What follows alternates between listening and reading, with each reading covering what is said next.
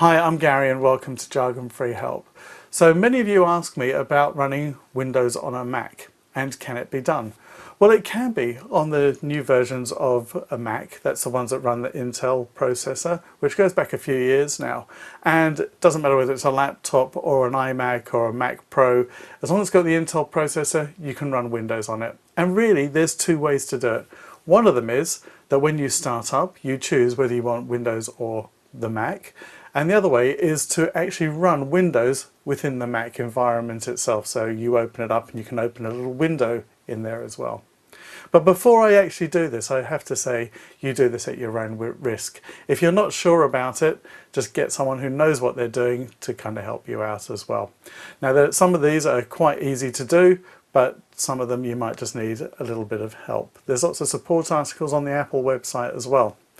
You will need a copy of Windows, and you will, if you're going to run it as a choice when you start up, you will need the disk that it comes with or a copy of the disk. So like if you've actually purchased Snow Leopard or Leopard, you will need that to do this.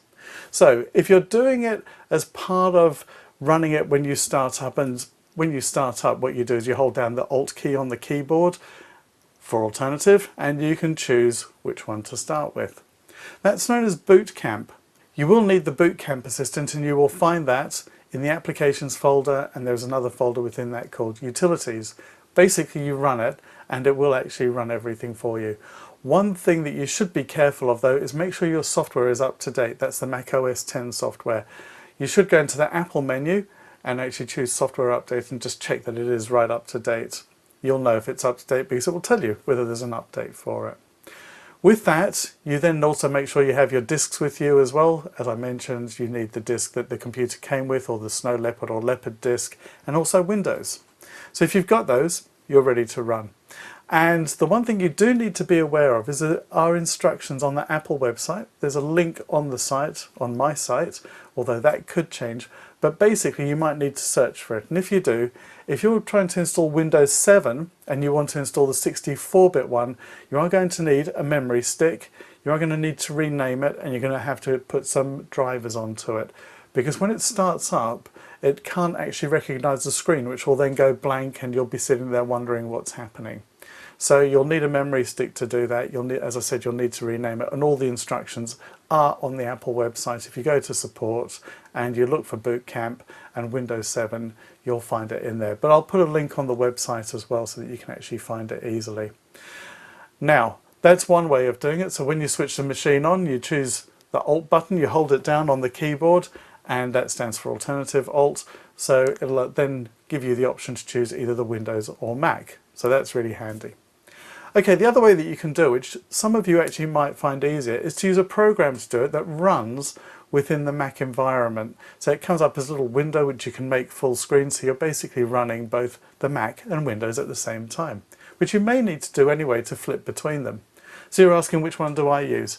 I actually use both. I have it so that I've got the Boot Camp, so I can start up and work in Windows, and I also have the Parallels one as well. Now Parallels is what they call a virtual machine.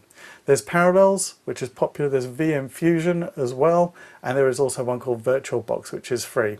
I personally use Parallels, but other people say that VM Fusion is good, and a lot of people like VirtualBox because it's actually free, and you can just Google those. Now what happens is they start up in a little window and they're running at the same time as you have the Mac, and that's actually quite handy because you might want to flick between the two.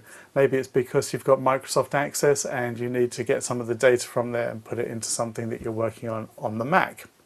Now the disadvantage is it is a bit slower than running what's known as natively, which is when you choose the Alt key at the beginning and it just runs Windows on its own.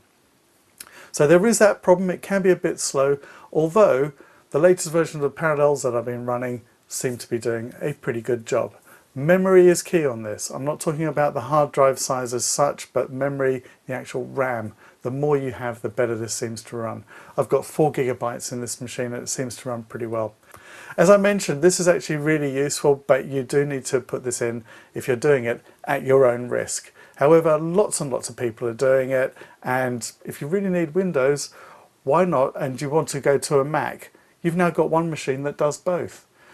It's a big question a lot of people ask is, should I buy a Windows machine? Should I buy a Mac machine? If you want a Mac, now you can have Windows as well. But just don't forget, you do need licensed copies for all of these and to make them work properly. So that's it. That's how you can actually run Windows and the Mac together on one machine. So don't forget, it needs to be an Intel processor, something that you've bought in the past few years. Thanks for watching, and I will see you next week.